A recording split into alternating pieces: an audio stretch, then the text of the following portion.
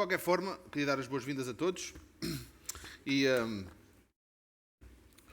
hoje o desafio vai ser lidar com uma passagem que, à primeira vista, quando o pastor me referiu que era a passagem que íamos tratar hoje, e tendo em conta que começámos uma série a tentar voltar ao Velho Testamento e a ver Cristo lá, ao ler a passagem, e já lá vamos chegar, fiquei um bocado, ok, como é que eu daqui agora vou perceber o que é que o autor quer que nós vejamos no Velho Testamento para depois vermos Cristo lá. Mas eu, antes de chegarmos à passagem, vamos para 1 Coríntios 10, daqui a pouco, podem ir abrindo lá. Eu gostava só de vos ajudar a ter também, como eu tive que fazer, uma perspectiva um bocadinho mais macro em relação à igreja em Corinto, que é quem Paulo se dirige quando está a escrever esta carta. Corinto era, à época, uma cidade importante do Império Romano. Tinha sido destruída como cidade grega um século e meio antes de Cristo. Foi constituído lá o Império Romano e era uma cidade que estava florescendo. E era uma cidade importante porque situava-se geograficamente numa zona que era um ponto central na passagem de comércio e pessoas. E por isso teria uma grande variedade de serviços de entretenimento e de lazer para os viajantes e itinerantes que por lá passavam, mas também era muito aberta a filosofias e religiões dispares. Como normal também no Império Romano, havia uma ênfase muito grande na pluralidade de deuses, mas também no estatuto social. Isto é uma questão transversal ao Império Romano, à forma como os romanos pensavam. Já agora, não é só os romanos, mas os romanos tinham muito essa perspectiva. E por isso era comum haverem palestras, isto, se nós formos pesquisar um bocadinho fora do contexto bíblico, mas histórico, de historiadores da altura, era muito comum haverem oradores itinerantes, profissionais, que ofereciam ideias e filosofias sobre como alguém poderia progredir socialmente. Não sei se soa familiar a 2022 que hajam palestrantes e oradores que passeiam pelo mundo fora oferecendo palestras de como se melhorarem as pessoas socialmente. Pronto. Também já havia há 2000 anos atrás em Corinto. Paulo, agora mais em relação à igreja, Paulo passou ali mais ou menos 1 ano e meio, 18 meses, é o que temos de perspectiva bíblica, alguns no princípio da década de 50, obviamente décadas de 50 depois de Cristo, nós sabemos disso, e como sempre fazia, pregou primeiro nas sinagogas, ou seja, ele entrou, pregava nas sinagogas dos judeus que lá estavam, e foram lá que se verificaram as primeiras conversões, junto dos judeus, e depois daí crescia, o evangelho crescia, e alcançava os gentios da cidade que se acabavam por juntar às igrejas. Paulo ali especificamente contou com a colaboração de Priscila e Áquila, que já agora são nomes que nós conhecemos, mas que, por exemplo, eu desconhecia que eles também eram judeus refugiados, neste caso eles eram judeus refugiados, mas às vezes por causa dos nomes esquecemos que eles eram judeus, Priscila e Áquila, mas mais interessantemente também eram fabricantes de tendas. Por isso até não seria de todo descabido pensar que foi por motivos profissionais que se acabaram por conhecer Paulo, Priscila e Áquila. Acabaram depois, Priscila, Áquila e Paulo, por se tornar colaboradores no ministério, e até foi Priscila e Áquila que partiram para Éfeso primeiro, ainda antes de Paulo lá chegar, e já tinham começado lá o trabalho, já tinham encontrado a Apolo, que depois vemos em várias epístolas, que era um outro apologista cristão, que também já tinha estado em Corinto, também ele, Apolo. E como normal numa cidade cosmopolita, que acho que nós, que vivemos na zona do Porto, começamos a perceber um bocadinho melhor. Se calhar há 15, 20 anos o Porto não era considerado uma cidade cosmopolita, mas agora decididamente que o é. Mas por causa disso, a idolatria e a imoralidade eram bastante comuns e eram até socialmente aceites. Inevitavelmente, acabava isso por ser também um problema entre os cristãos ali. Vemos tudo isso bem explícito se formos ao capítulo 5 e 6 de 1 Coríntios, que é onde estamos, mas também não vale a pena abrirem lá, mas também há referências pela carta fora em relação à imoralidade sexual, à idolatria e tudo isso há espalhado pela carta toda. Havia também um outro problema na igreja em Corinto, que tinha a ver com uma polarização e um conflito entre os crentes ali. Uns achavam que não só era permitido, como era até exigido dos crentes se associarem aos ímpios, aos não crentes, por assim dizer, ao mundo, como forma de se envolverem, de poderem falar. E, pelo outro lado, no outro oposto, havia os que promoviam um isolamento. Ou seja, a única forma de ser um cristão aceitável era se isolar do mundo por completo para garantir que se permaneciam santos. E esta polarização, que também acho que não é estranha em 2022, acho que também podemos encontrar isso no mundo cristão hoje em dia, estava mesmo a chegar a um patamar tão grande que chegou a haver problemas a nível civil e legal entre os cristãos ali. No primeiro versículo do capítulo 6 de 1 Coríntios, não precisam abrir lá, vou só referir alguns versículos soltos e depois vamos abrir juntos em alguns maiores, mais extensos. Então, no capítulo 6, versículo 1, diz Paulo: aventura-se algum de vós, tendo questão contra outro, a submetê-lo a juízo perante os injustos e não perante os santos. Ou seja, aqui a ideia de que já estava a acontecer isto. Havia crentes que estavam a levar uns aos outros e processar e não sei o que mais. E alguns historiadores, que eu por acaso li, acreditavam que alguns dos processos visavam o próprio Paulo. 1 Coríntios 4, 3, Paulo diz o seguinte: todavia, a mim muito pouco se me dá ser julgado por vós ou por tribunal humano. Nem eu tão pouco julgo a mim mesmo. Ou seja, há uma ideia que provavelmente os problemas internos entre os crentes ali eram tão acentuados, que já estavam a chegar até a acusar Paulo de problemas legais e civis, etc. E, pelo que dá para perceber, Paulo já tinha escrito uma outra carta aos Coríntios, esta não canónica, não faz parte do nosso cânon, e que nem se perdeu no tempo, mas que tinha havido, por causa dessa carta, muito mal entendido e muita confusão em relação ao que ele havia ensinado. No capítulo 5, também de 1 Coríntios, no versículo 9 a 11, diz o seguinte: já em carta, Paulo a falar aos Coríntios, já em carta vos escrevi que não vos associasseis com os impuros. Refiro-me, isto já agora, lembram-se daquele problema que havia, uns que acreditavam que não nos podiam se associar e os outros que acreditam. Refiro-me com isto, ele agora vai esclarecer, refiro-me com isto, não propriamente aos impuros deste mundo, aos avarentos, aos roubadores, ou idólatras, pois nesse caso terias de sair do mundo. Ou seja, isso não faz sentido. Mas agora vos escrevo que não vos associeis com alguém que, dizendo-se irmão, for impuro, ou avarento, ou idólatra, ou maldizente, ou beberrão, ou roubador, com esse tal ainda nem comais. Ou seja, ele, da primeira vez, ficou algumas dúvidas em relação ao que ele estava a ensinar, agora ele, para lá. Recebi carta de vós, que também há várias notas em relação a isso, que ele tinha recebido uma carta de Corinto a informar dos problemas que lá havia, e ele agora estava a responder com ensino. E está a esclarecer coisas que, pelos vistos, eles não tinham percebido. Talvez por esse motivo, essa carta seja não canónica. Não era clara, provavelmente não era vontade de Deus que nós recebêssemos essa carta. Ou seja, ele exortava os crentes ali, os cristãos ali, a afastarem-se dos que, dizendo-se irmãos, se comportavam como os do mundo e não a se afastarem do mundo. Paulo procura expandir a exortação, que já lhe tinha dado anteriormente, mas de maneira que já não houvesse más interpretações. Este é o intuito ali. Mas no seio desta polarização entre os crentes estava uma fraca compreensão do processo de santificação. Como isto também é uma questão que sabemos por várias passagens, vamos já ler uma, que os cristãos ali, os tais que se achavam não se podiam misturar com os do mundo, achavam-se superiores, também achavam que já tinham alcançado alguma coisa, que por serem salvos já estava, não precisavam de preocupar com mais nada. E então não tinham a plenitude do trabalho que Deus ainda queria fazer na vida deles e através deles. No capítulo 4, versículos 6 e 10, Paulo diz isto, e esta linguagem para mim é talvez clássica Paulo, mas nós temos que perceber que é a palavra de Deus. E quanto mais estudamos a palavra de Deus espalhada por tudo, percebemos que às vezes Deus tem um tom que para nós até às vezes é um bocadinho assim, direto.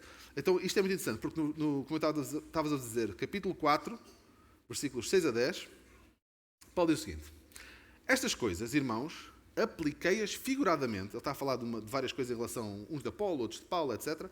Apliquei-as figuradamente a mim mesmo e a Apolo por vossa causa, para que, por nosso exemplo, aprendais isto. Não ultrapasseis o que está escrito, a fim de que ninguém se ensoberbeça a favor de um em detrimento de outro. Pois, quem é que te faz sobressair? E que tens tu que não tenhas recebido? E se o recebeste, por que te vanglorias, como se o não tiveras recebido? Já estáis fartos, já estáis ricos, chegaste a reinar sem nós. Sim, tomara reinasseis para que também nós viéssemos a reinar convosco. Porque a mim me parece que Deus nos pôs, a nós os apóstolos, em último lugar, como se fôssemos condenados à morte, porque nos tornamos espetáculo ao mundo, tanto a anjos como a homens. Nós somos loucos por causa de Cristo, e vós, sábios em Cristo, nós fracos, e vós, fortes, e vós, nobres, e nós, desprezíveis. Que o tom de Paulo é mesmo naquela do pronto. Vocês têm a mania, basicamente, e está-lhes a dizer assim diretamente que realmente havia uma soberba, havia uma arrogância de acharem que já tinham alcançado alguma coisa. E que os apóstolos já não precisavam dizer mais nada, e que os crentes, se já tivessem salvos, não precisavam de mais nada, e a coisa acabava ali. Como a ênfase que davam eles todos, eram às suas próprias conquistas pessoais, não compreendiam o impacto que o seu pecado atual e que remanescia da vida antiga ainda tinha na sua vida. Acreditavam que, já sendo salvos, a plenitude de Cristo já havia sido adquirida e nada mais haveria a santificar. Esta atitude revela uma arrogância muito familiar. Não era só há 2000 anos atrás. Viviam mais preocupados com as suas conquistas e os seus direitos do que com a sua santificação. Vemos por toda a carta advertências de Paulo em relação à liberdade que lhes havia sido concedida em Cristo. E é essa atitude que Paulo depois responde com 2 versículos em 2 lugares diferentes que nós conhecemos muito bem. No capítulo 6, versículo 12, quando diz: todas as coisas me são lícitas, mas nem todas convêm. Todas as coisas me são lícitas, mas eu não me deixarei dominar por nenhuma delas. E depois no capítulo 10, mais à frente dos versículos que vamos ler agora, daqui a pouco: todas as coisas são lícitas, mas nem todas convêm. Todas são lícitas, mas nem todas edificam. Ou seja, havia entre os cristãos ali a defesa dos seus direitos e das suas liberdades como cristãos e colocavam isso num patamar acima de tratarem de santificar-se, de procurar a vontade de Deus, de crescerem, de amadurecerem, de se aproximarem da vontade de Deus na sua vida. E por causa disso, a imoralidade e a idolatria que haviam na igreja em Corinto eram nada mais nada menos que uma falta de apreço pela santidade que Deus requer do seu povo e da vivência que o Espírito Santo tem em cada crente. Ainda no capítulo 6, mais à frente um bocadinho, nos versículos 19 e 20, acaso não sabeis que o vosso corpo é santuário do Espírito Santo? Conhecemos bem este versículo. Que está em vós, o qual tendes da parte de Deus, e que não sois de vós mesmos, porque fostes comprados pelo preço. Agora, pois, glorificai a Deus no vosso corpo. Paulo estava a exortar os crentes a romperem radicalmente com a impureza moral da sua cultura. E claramente que os coríntios não eram gente fácil. Isto atenção, não estamos aqui a querer culpar os coríntios de serem maus, nós agora é que somos bons, não é isso. Mas achei interessante, no final da carta, quando estava a ler o final da carta mesmo, ele está a dar obrigado por isto, cuidem deste, vou-vos enviar aquele. No capítulo 16, a partir do versículo 10 e os versículos seguintes, ele diz o seguinte, isto para mim também, outra vez, o tom acho que para mim diz muito. E, se Timóteo for, vede que esteja sem receio entre vós. Gente, Timóteo tinha medo de lá ir, porque trabalha na obra do Senhor como também eu. Ninguém, pois, o despreze, mas encaminhai-o em paz para que venha ter comigo, visto que o espero com os irmãos. O pobre coitado do Timóteo tinha medo de lá ir. Acerca do irmão Apolo, muito lhe tenho recomendado que fosse ter convosco em companhia dos irmãos, mas de modo algum era a vontade dele ir agora. Irá, porém, quando se lhe deparar boa oportunidade. Paulo está aqui a dizer, olha, tratem bem o Timóteo, ele vem da minha parte, vem da parte de Deus, e o Apolo nem quer pôr aí os pés para já, porque...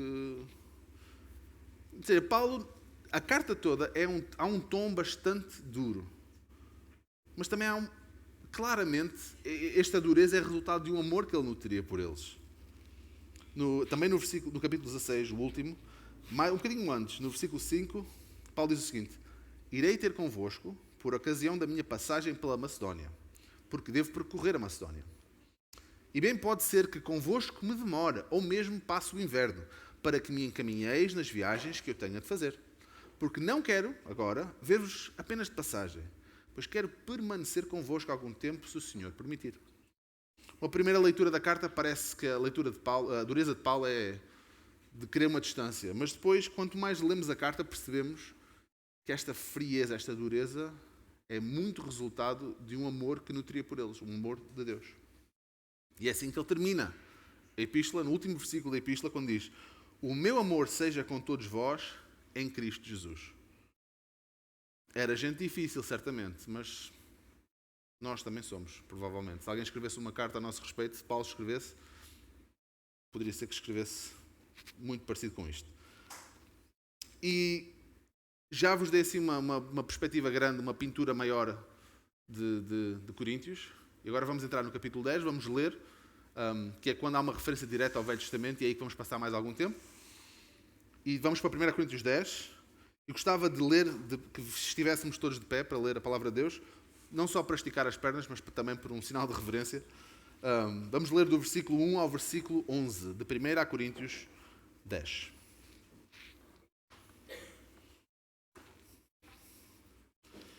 E diz assim: Ora, irmãos, não quero que ignoreis que nossos pais estiveram todos sob a nuvem, e todos passaram pelo mar, tendo sido todos batizados, assim na nuvem como no mar, com respeito a Moisés.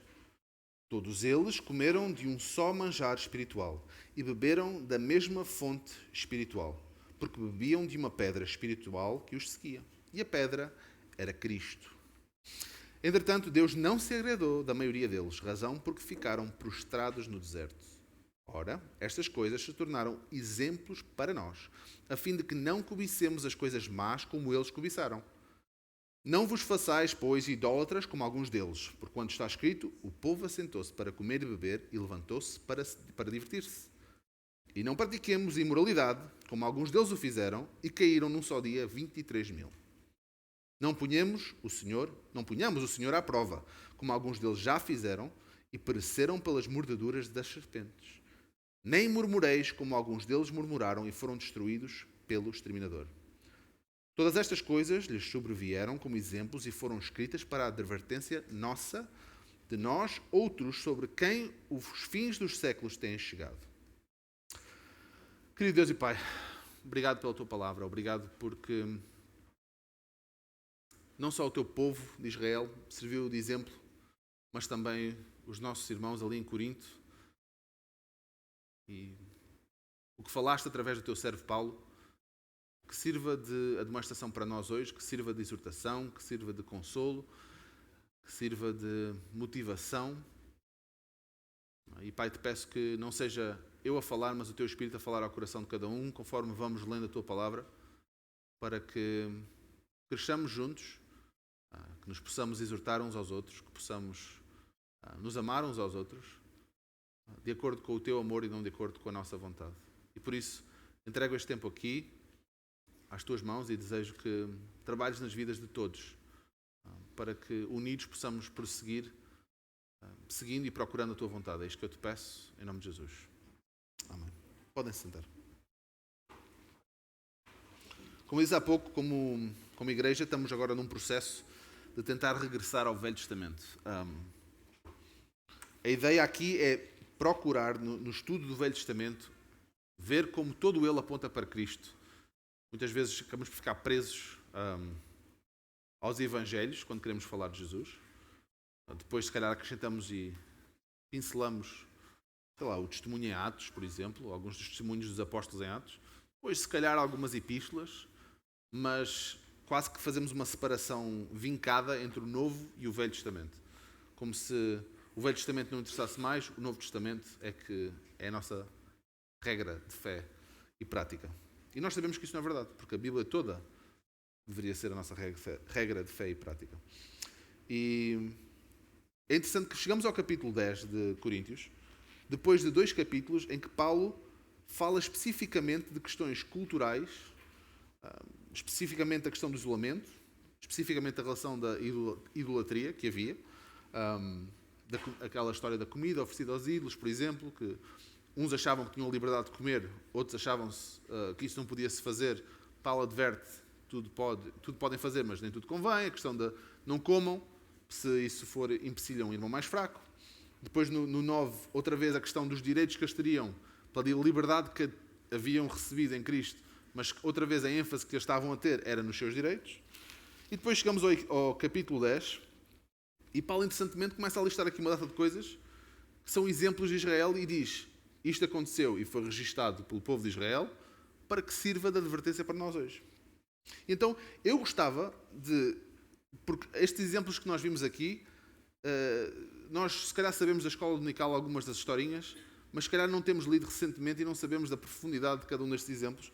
Então eu gostava que fôssemos para lá. E que enquanto vamos lá para o Velho Testamento e estudar aqui, quase tudo em números já agora. E nós normalmente passamos por cima de números porque é um livro denso, mas a quantidade de histórias que acontece ali do povo a falhar e depois Deus a providenciar salvação e o resgate e todo o pagamento de pecados, etc., é constantemente, é de capítulo a capítulo, capítulo a capítulo, é praticamente isso que acontece no livro de Números. Se quer encorajamento e crescer na gratidão que temos por estarmos debaixo da fé e da graça em Cristo Jesus, leiam o livro de Números, é uma boa motivação. Mas quando olhamos para o povo de Israel, o povo escolhido de Deus, e olhamos para a lei mosaica especificamente, que foi completada e cumprida em Cristo, não devemos ver apenas um conjunto de regras e de práticas antiquadas e desajustadas aos dias de hoje, mas sim padrões de vida que Deus requer do seu povo. Padrões esses que devem, por um lado, ajudar-nos a perceber a natureza do que Deus deseja de nós e, por outro, como eu estava a dizer, despertar um sentimento imenso de gratidão pela salvação imeritória que temos em Cristo e pela liberdade que Ele, por nós, conquistou na cruz. Então, vamos manter isto em mente quando olhamos no Velho Testamento, porque senão é deprimente. E porque os coríntios não haviam compreendido ainda isto, porque estavam tão focados nas suas próprias conquistas espirituais, isto é quase que um paralelo em relação aos israelitas. E vamos ver isto. Os israelitas constantemente eram resgatados e salvos e constantemente insistiam em voltar às suas modas antigas, aos seus problemas, aos seus pecados. No versículo 4 deste capítulo 10, Paulo usa esta ilustração em relação a Cristo. Quando diz, versículo 3 começa, todos eles comeram de um só manjar espiritual, beberam da mesma fonte espiritual, porque bebiam de uma pedra espiritual que os seguia e a pedra era Cristo. Aqui já tem, está literalmente a puxar da conversa em relação ao povo de Israel, mas está a explicar diretamente que já era Cristo ali. Já não há maneira de olhar para o Velho Testamento, para estas histórias que ele vai começar a elencar aqui, sem perceber que todas elas já apontavam para Cristo. No versículo, estamos no capítulo 10, versículos 7 a 10, ele aqui vai usar várias comparações com ações e pecados no Velho Testamento e com uma advertência para o Novo, não é? Então, ele começa por dizer, no versículo 7, não vos façais, pois, idólatras, como alguns deles. O primeiro exemplo é de idolatria. O povo assentou-se para comer e beber e levantou-se para divertir-se. O exemplo seguinte, e não pratiquemos imoralidade, no versículo 8. Depois no versículo 9, não ponhamos o Senhor à prova. E depois no versículo 10, nem murmureis como alguns deles. E já agora, esta ideia de puxar da idolatria como primeiro exemplo, tem muito a ver com o que ele já está a falar nos capítulos anteriores em relação aos coríntios. Não é? Tipo esta ideia do levantou-se para beber e comer e divertir-se, ou sentou-se para comer e beber, o povo de Israel, e depois levantou-se para divertir-se. Isto já é uma advertência muito direta a eles, que eles provavelmente reconheceriam, porque no capítulo 8, uma página atrás, se quiserem abrir lá junto comigo, capítulo 8, versículos 8 e 9, ele diz especificamente isto. Paulo, não é a comida que nos recomendará a Deus, pois nada perderemos se não comermos e nada ganharemos se comermos. Vede, porém, que esta vossa liberdade não venha de modo algum a ser tropeço para os fracos. Provavelmente já havia ali problemas nesta área, então quando eles ouvem este exemplo em relação ao povo de Israel, aquilo devia ligar ali os sentidos e alertar e dar atenção à coisa que estava a passar. E este era um dos problemas que afetava os coríntios e que se calhar nós devíamos olhar para a nossa igreja hoje a ver se nos afeta também, que é esta ideia de não perceber a continuidade do trabalho de Cristo nas nossas vidas. De nos sentarmos a contar as nossas conquistas espirituais e não percebermos o que mais Deus quer fazer em nós e através de nós. Os exemplos que Paulo apresenta aqui, versículo 7, 8, 9 e 10. Versículo 7, idolatria, comida, bebida e festa. Versículo 8, imoralidade sexual, especificamente. No versículo 9, tentar o Senhor, e já vamos ver o que é que ele quer dizer com isto. E versículo 10, murmuração. E agora vamos, versículo por versículo, procurando quais são as referências que estão aqui, e vamos abrir no Velho Testamento. Outra vez, como eu disse, quase tudo em Números, mas alguns exemplos em Êxodo. E vamos tentar perceber como é que podemos ver Cristo ali. Ou seja, versículo 7. Não vos façais, pois, idólatras, como alguns deles, porquanto está escrito, o povo assentou-se para comer e beber e levantou-se para divertir-se. Lembram-se que história que ele está aqui a falar? Bezerro de ouro? Certo? Podemos abrir rapidamente lá em Êxodo 32. E estas coisas eu gosto de abrir lá e que abram comigo para podermos ver e encorajo-vos, lá está, depois, a continuarem a ler o resto da passagem, porque há aqui Outra vez, há coisas que nós aprendemos quando somos crianças nestas historinhas que temos. Eu conheço a história, mas não é o que lá está. Conhecemos uma versão simplificada, que é ótimo para termos uma compreensão geral, mas não aprofundamos o nosso próprio conhecimento. Então, que isto sirva de encorajamento também para nós passarmos mais tempo no Velho Testamento em leitura. Êxodo 32, versículo 16. Não, versículo 6, desculpa. Êxodo 32, versículo 6. Tinham acabado aqui, Moisés tinha lá ido para o monte. Arão reuniu ali os ouros todos das argolas das vossas filhas e mulheres.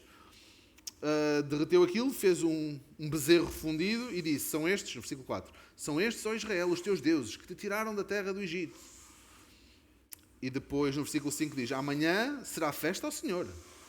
Depois, versículo 6, no dia seguinte, madrugaram, estavam tão entusiasmados com isto que madrugaram, e ofereceram holocaustos e trouxeram ofertas pacíficas. E o povo assentou-se para comer e beber e levantou-se para divertir-se. E depois aqui o Senhor fala a Moisés, ele volta. Conhecemos a história minimamente do que está aqui. Mas no versículo... Qual é o versículo? Tenho aqui apontado, mas não sei se ficou. Agora voltamos, já percebemos este exemplo, não é? Este é o primeiro exemplo em que há aqui, depois se lêssemos o resto, e não vamos ler agora porque também eram bastante no versículo 32, no capítulo 32 de Êxodo, o que vai acontecer é, Deus providencia uma salvação. Não só faz uma aliança com o seu povo, como providencia uma salvação, não destrói o povo todo, como ele queria, há uma intercessão de Moisés, também figurativa, e depois continua. Agora vamos ao versículo 8, outra vez em 1 Coríntios, para vermos o próximo exemplo que Paulo usa. No versículo 8 de 1 Coríntios, agora, ele falou na idolatria, agora fala na imoralidade. E não pratiquemos imoralidade, como alguns deles, outra vez a falar do povo de Israel, o fizeram. E caíram num só dia 23 mil. Esta já é uma história um bocadinho mais rebuscada. Se calhar já nem todos conhecemos o que é que ele está aqui a falar dos 23 mil. E se calhar por isso, vamos abrir em Números 25, que é onde está esta história, e vamos ler. E esta história, caríssimos, isto é duro, é forte, mas é importante, e é a palavra de Deus. Números 25. Eu vou ler do versículo 1 ao versículo 13. Que já tinha acontecido muita coisa, estava no meio do deserto, a coisa continuava, já havia bênção, tinha havido a história do balão, não sei se conhecem, mas se quiserem ver nos capítulos anteriores. Mas agora, aparentemente numa calmia, habitando Israel, versículo 1 de Números 25, habitando Israel em Sitim, começou o povo a prostituir-se com as filhas dos moabitas. Estas convidaram o povo aos sacrifícios dos seus deuses, e o povo comeu e inclinou-se aos deuses delas. Juntando-se Israel a Baal-Peor, a ira do Senhor se acendeu contra Israel. Disse o Senhor a Moisés, toma todos os cabeças do povo e enforca-os ao Senhor ao ar livre, e a ardente ira do Senhor se retirará de Israel. Então Moisés disse aos juízes de Israel, cada um mate os homens da sua tribo que se juntaram a Baal-Peor. Eis que um homem dos filhos de Israel veio e trouxe a seus irmãos uma medianita perante os olhos de Moisés e de toda a congregação dos filhos de Israel, enquanto eles choravam diante da tenda da congregação. Vendo isso, Finéias, filho de Eleazar, o filho de Arão, o sacerdote, levantou-se do meio da congregação e, pegando uma lança, foi após o homem israelita até o interior da tenda e os atravessou ao homem israelita e à mulher, ambos pelo ventre. Então a praga cessou sobre todos os filhos de Israel, e aqui está, os que morreram da praga foram 24 mil. Então disse o Senhor a Moisés, Finéias, filho de Eleazar, filho de Arão, o sacerdote, desviou a minha ira de sobre os filhos de Israel, pois estava animado com o meu zelo entre eles, de sorte que no meu zelo não consumi os filhos de Israel. Portanto disse, eis que lhe dou a minha aliança de paz. E ele e a sua descendência, depois dele, terão a aliança do sacerdócio perpétuo, porquanto teve zelo pelo seu Deus e fez expiação pelos filhos de Israel. É uma história que... Esta, se calhar, não contamos às criancinhas, não sei, digo eu. É forte. Mas percebemos claramente aqui, não só o que tinha de acontecido de errado, mas também a resolução do problema. Certo? Uma das coisas para mim mais interessantes nisto é a completa, não é displicência, mas estava este rapaz que passou pelo meio de Israel, literalmente como uma prostituta, entrou na casa de alguém, levou aos irmãos, quando estão literalmente o povo em frente à tenda da congregação, a chorar porque já haviam recebido o juízo de Deus e estavam já a pensar, vamos morrer todos. E ele deve ter entrado por ali como quem não quer nada. Tipo, mas o que é que se passou aqui? Entrou direto, sem ligar ao que estava a passar. Entrou lá por dentro, entrou na casa. Tipo, está no versículo 6. Eis que um homem dos filhos de Israel veio e trouxe a seus irmãos um medianita perante os olhos de Moisés e de toda a congregação dos filhos de Israel, enquanto eles choravam diante da tenda da congregação. Não sei. Será que não fazemos a mesma coisa nós? Em que estamos tão absorvidos com o nosso próprio pecado que nem percebemos a seriedade do que Deus quer fazer? E depois a simbologia do que acontece a seguir, que há um deles, um dos filhos de este Finéias, filho de Eleazar, o filho de Arão, o sacerdote, que percebeu a gravidade da situação, levantou-se, agarrou numa lança e matou os dois ali logo. Percebeu a seriedade do pecado que estava a acontecer. E foi isso, este sacrifício, que acalmou a ira de Deus sobre o povo. Outra vez, uma lança sobre o lado. Percebem a simbologia aqui? E o mais engraçado para mim é, nós estamos aqui a ler, lemos sobre o Finéias, não é? Que foi ele que fez isto tudo. Mas o nome do pecador, neste caso, que acabou por morrer, está lá. O nome do israelita que foi morto com a medianita era Zinri, filho de Salu, príncipe da casa paterna dos simeonitas. O nome da mulher, a mulher medianita, que foi morta, era Cosbi, filha de Zur, cabeça do povo da casa paterna entre os medianitas. Está lá. São pessoas que morreram. Estavam em pecado. Outra vez, a ideia aqui que Paulo está a tentar transmitir em 1 Coríntios é estes exemplos que sirvam para nós hoje. E outra vez, nós muitas vezes olhamos para o Velho Testamento e pensamos, isso não interessa. Paulo está a fazer a ponte em relação a coisas que aconteceram, a pecados vividos, a justiça feita em relação ao Novo Testamento e aos, neste caso, os Coríntios. Mas vamos voltar então a 1 Coríntios. Vamos passar ao versículo 9, que é o próximo exemplo. E esta questão do não ponhamos o Senhor à prova, como alguns deles já fizeram e pereceram pelas mordeduras das serpentes. Já agora, esta ideia de tentar o Senhor, que é o pôr o Senhor à prova, tem é uma referência direta à ingratidão, basicamente. E vamos perceber isso melhor agora em Números 21, que é onde está esta história relatada. Outra vez, se calhar conhecemos minimamente a história por causa das serpentes, mas muitas vezes nos esquecemos do que é que está ali mesmo falado. Então, Números 21, vou ler do versículo 4 ao versículo 9, de Números 21. Então, partiram do monte Or, pelo caminho do Mar Vermelho, a rodear a terra de Edom, porém o povo se tornou impaciente no caminho. E o povo falou contra Deus e contra Moisés: porque nos fizeste subir do Egito para que morramos neste deserto onde não há pão nem água? E a nossa alma tem fastio deste pão vil. Já agora, pão vil era o maná, providenciado para eles de borla, todos os dias. Então o Senhor mandou entre o povo serpentes abrasadoras que mordiam o povo e morreram muitos do povo de Israel. Veio o povo a Moisés e disse: havemos pecado, porque temos falado contra o Senhor e contra ti. Ora ao Senhor que tire de nós as serpentes. Então Moisés orou pelo povo. Disse o Senhor a Moisés: faz uma serpente abrasadora, põe-na sobre uma haste, e será que todo mordido que o a mirar viverá. Fez Moisés uma serpente de bronze e a pôs sobre uma haste. Sendo alguém mordido por alguma serpente, se olhava para a de bronze, sarava. Mais uma vez aqui, a ideia de que eles tinham sido resgatados do povo, da escravidão no Egito. Estavam a receber maná direto, não precisavam se preocupar com comida.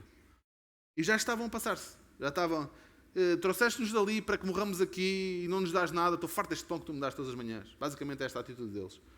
E isto, outra vez, a imagem que temos que tirar destes versículos não é que nós somos condenados pelas mesmas coisas, porque não somos mais condenados em Cristo, mas para perceber a mente humana perante a perfeição de Cristo e a perfeição de Deus. Ou seja, Deus tem um propósito, Deus tem uma natureza e ela não muda. Então o que está aqui aplica-se hoje. O Deus que estava ali é o Deus de hoje. Okay? Então pronto, logo ali vemos esta ideia de fazer uma serpente de bronze e a colocar numa haste. Figurativo também de Cristo pendurado no madeiro. E isso é que acabou por salvar. E outra vez, foi Moisés que intercedeu pelo povo. Como advogado, a defender o povo, que fez tantas vezes. Outra vez, se lerem Números, Moisés tinha uma paciência de santo, literalmente, porque o era. Mas a quantidade de vezes que Deus deseja exterminar o povo e Moisés aproxima-se de Deus e intercede pelo povo. E o valor que isso tem. Nós hoje já não precisamos de Moisés para interceder por nós, porque temos Cristo. Ele cumpre esse papel de uma forma completa e cabal. Mas a ideia é a mesma. Versículo 10 de 1 Coríntios, outra vez 10. E este já, se calhar, vai dizer mais a mais gente. A mim diz de certeza. Versículo 10. Nem murmureis, como alguns deles murmuraram, e foram destruídos pelo exterminador. A referência aqui é a Números 16. E eu vou ler do versículo 41 ao 49. Isto é uma história, sinceramente. Eu vou saltar aqui no capítulo 16 de Números, porque isto, para dar o contexto um bocadinho, mas começa assim no versículo 41. Mas no dia seguinte, outra vez, Números 16, versículo 41. Mas no dia seguinte, toda a congregação dos filhos de Israel murmurou contra Moisés e contra Arão, dizendo: Vós matastes o povo do Senhor. Ajuntando-se o povo contra Moisés e Arão, e virando-se para a tenda da congregação, eis que a nuvem a cobriu e a glória do Senhor apareceu. Vieram, pois, Moisés e Arão perante a tenda da congregação. Então falou o Senhor a Moisés, dizendo: Levantai-vos do meio desta congregação e a consumirei no momento. Então se prostraram sobre o seu rosto. Disse Moisés a Arão: Toma o teu incensário, põe nele o fogo do altar, deita incenso sobre ele, vai depressa à congregação e faz expiação por eles, porque grande indignação saiu de diante do Senhor. Já começou a praga. Tomou Arão, como Moisés lhe falara, correu no meio da congregação, eis que já a praga havia começado entre o povo, deitou um incenso nele e fez expiação pelo povo. Pôs-se em pé entre os mortos e os vivos, e cessou a praga. Ora, os que morreram naquela praga foram 14.700, fora os que morreram por causa de Corá. Voltou Arão a Moisés, à porta da tenda da congregação, e cessou a praga. Reparem, começa no versículo 41 dizendo: Mas no dia seguinte.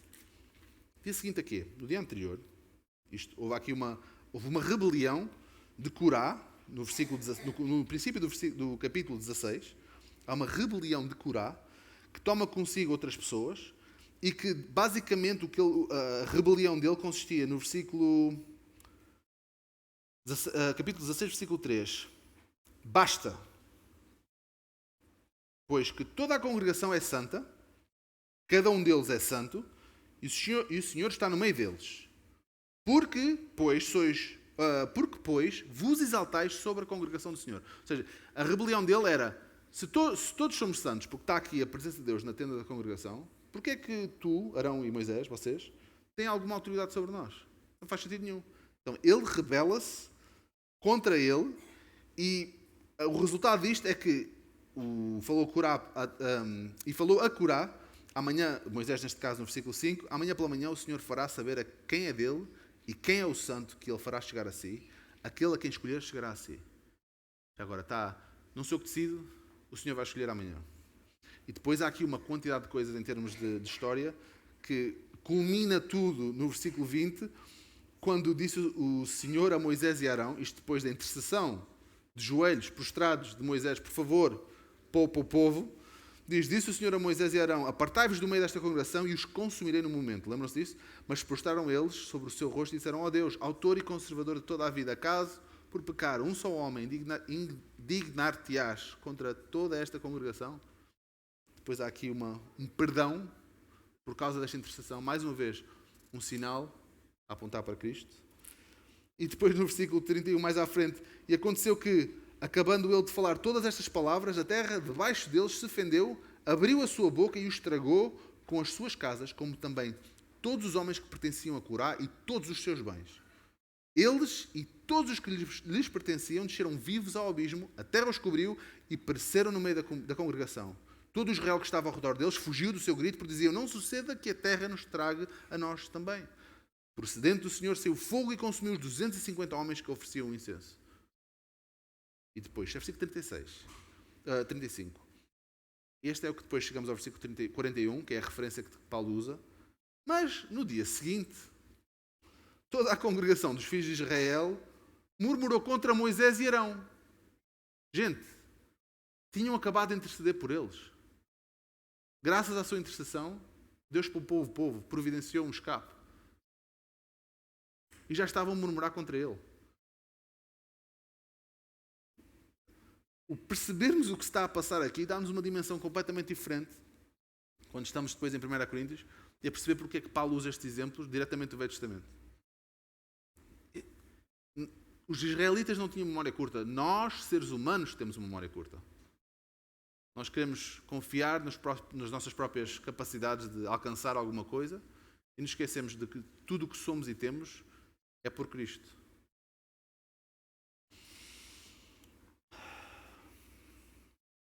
Estes exemplos são uma imagem muito vívida da natureza de Deus. A incapacidade de Deus de coexistir com a impureza. E daí ele exigir pureza do seu povo. E também em todos os exemplos há uma imagem muito vívida do que Cristo acabou por fazer de uma forma completa e cabal.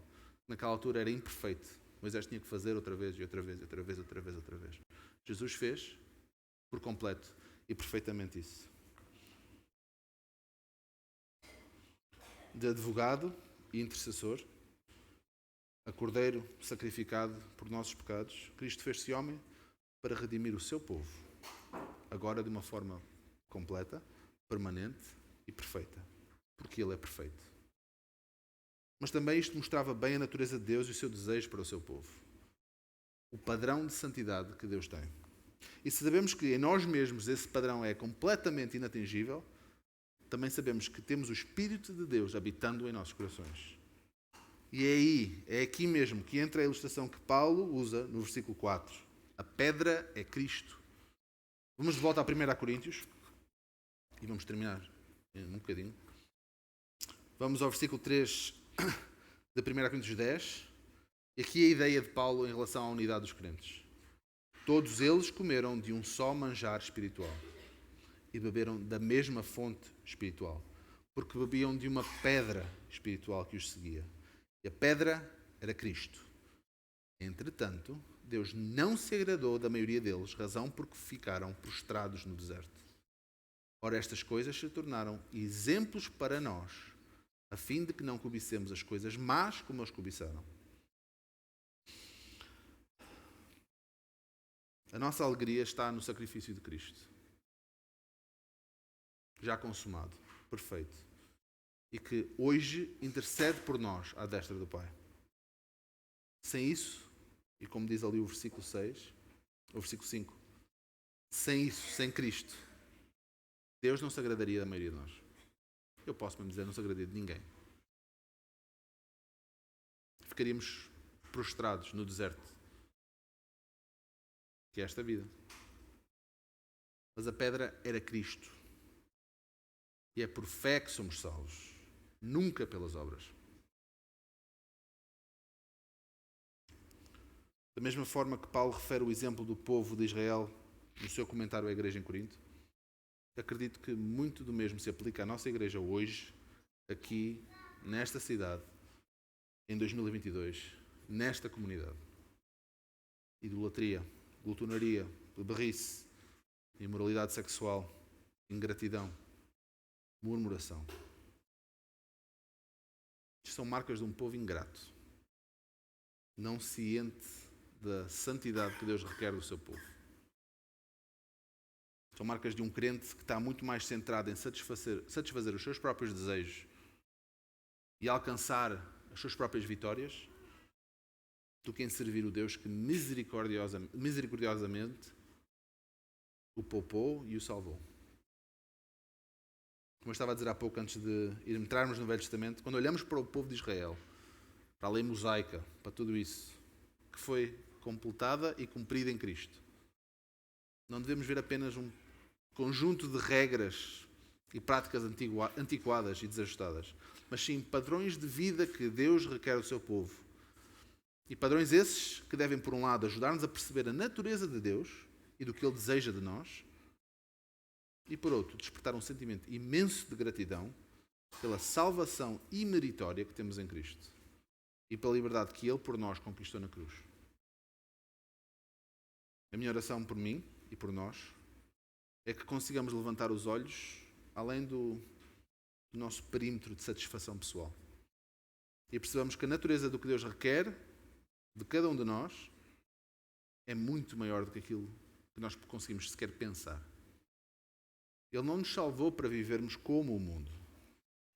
Como vimos na semana passada, ou há 2 semanas na classe, quando estávamos a estudar Atos, Ele salvou-nos para alvoroçar o mundo.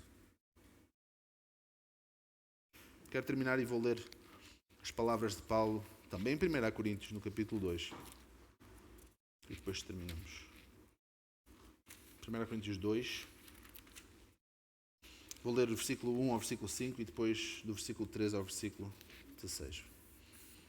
Diz assim Paulo no capítulo 2 de 1 Coríntios: Eu, irmãos, quando fui ter convosco, anunciando-vos o testemunho de Deus, não o fiz com ostentação de linguagem ou de sabedoria, porque decidi nada saber entre vós, senão a Jesus Cristo e este crucificado. E foi em fraqueza, temor e grande temor que eu estive entre vós. A minha palavra e a minha pregação não consistiram em linguagem persuasiva de sabedoria, mas em demonstração do Espírito e de poder, para que a vossa fé não se apoiasse em sabedoria humana, e sim no poder de Deus. Versículo 13. Disto também falamos, não em palavras ensinadas pela sabedoria humana, mas ensinadas pelo Espírito, conferindo coisas espirituais com espirituais. Ora, o homem natural não aceita as coisas do Espírito de Deus, porque lhe são loucura, e não pode entendê-las, porque elas se discernem espiritualmente. Porém, o homem espiritual julga todas as coisas, mas ele mesmo não é julgado por ninguém. Pois quem conheceu a mente do Senhor que o possa instruir? Nós, porém, temos a mente de Cristo. Que possamos viver como gente que tem realmente a mente de Cristo. Pondo de lado o espírito mundano, que só traz dissensão e confusão, e que atravessemos o deserto que é o mundo onde nos encontramos, diferente para uns e para outros. Mas que nessa travessia comamos da mesma comida espiritual, bebamos da mesma bebida espiritual, bebida essa da pedra espiritual, pedra essa que é Cristo.